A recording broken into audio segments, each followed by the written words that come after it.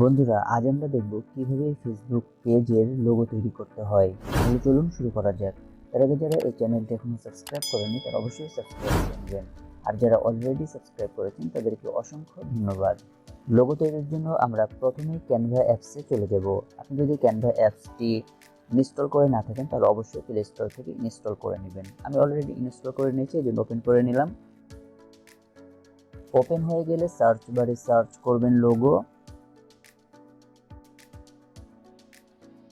এখানে অনেক free logo রয়েছে যেগুলো আপনি কিছুটা রিডিজাইন করে আপনি আপনার ফেসবুক পেজে ইউজ করতে পারেন, বা আপনি কাস্টমও তৈরি করতে পারেন। তার জন্য ফেসবুক পেজ প্রোফাইলের সাইজটি জেনে নিতে হবে। এজন্য আপনি আপনার ব্রাউজারে চলে যাবেন, দেন সার্চ বারে সার্চ করবেন ফেসবুক পেজ লোগো সাইজ। তাহলে গুগল আমাদেরকে দেখিয়ে দিবে ফেসবুক পেজ প্রোফাইলের সাইজ হচ্ছে 170x170। তো আমরা আবার ক্যানভাতে ফিরে যাব। এখান থেকে হোমে ক্লিক করবেন, তারপর প্লাসে ক্লিক করবেন, দেন কাস্টম সাইজ।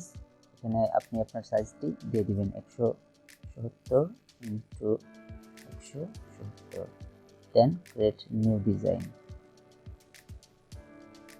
এবার আমরা আমাদের পছন্দ অনুযায়ী লোগোটি তৈরি করে নিব। ফার্স্টে একটি এলিমেন্ট নিয়ে আসবো, তার জন্য এই প্লাস আইকনে ক্লিক করবেন, দেন এলিমেন্টস,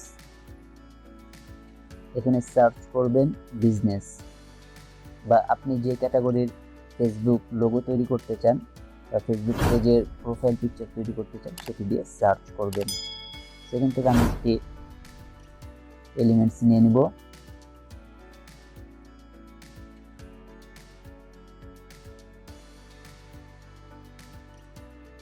এলিমেন্টসটি সুন্দরভাবে সাজিয়ে নেবেন।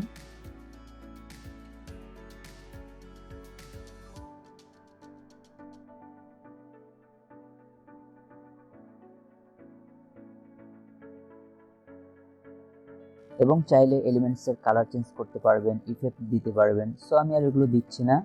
এবার একটি টেক্সট নিয়ে আসবো, তার জন্য আবার প্লাস আইকনে ক্লিক করবেন, দেন এখান থেকে টেক্সট হেডিং, এখানে আপনি আপনার কাঙ্ক্ষিত কথাটি লিখে দিবেন।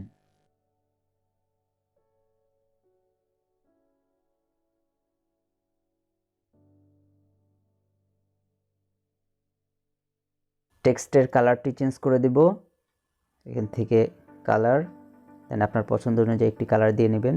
সো আমি এই কালারটি দিয়ে দিচ্ছি। তারপর ফন্ট একটি দিয়ে দিব, সো এখান থেকে ফন্ট। তারপরে অনেক ফন্ট রয়েছে, আপনার যে ফন্টটি পছন্দ হবে সেটা এখান থেকে দিয়ে দিবেন। সো আমি এই ফন্টটি দিয়ে দিব। আবার আরেকটি টেক্সট নিয়ে আসব, এখান থেকে হেডিং, দেন এডিট, তারপরে আপনি আপনার টেক্সটটি আবার দিয়ে দিবেন।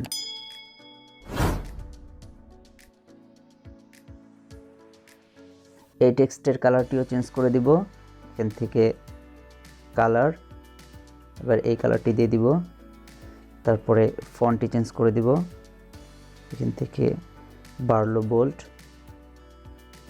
সো এবার এটি সুন্দরভাবে একটু সাজিয়ে নেব।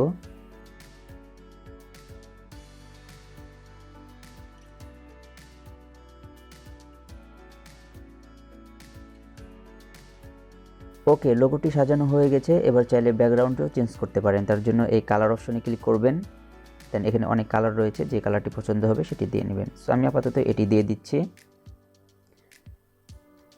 সব কিছু ওকে হয়ে গেলে সেভের জন্য এই অপশনে ক্লিক করবেন, দেন ডাউনলোড। এখান থেকে আপনার ফরম্যাটটি চুজ করবেন, এখানে পিএনজি দেওয়া রয়েছে, আপনি চাইলে জেপিজি ফরম্যাটেও ডাউনলোড করতে পারেন। সো আমি পিএনজি রেখে দিচ্ছি, ডাউনলোড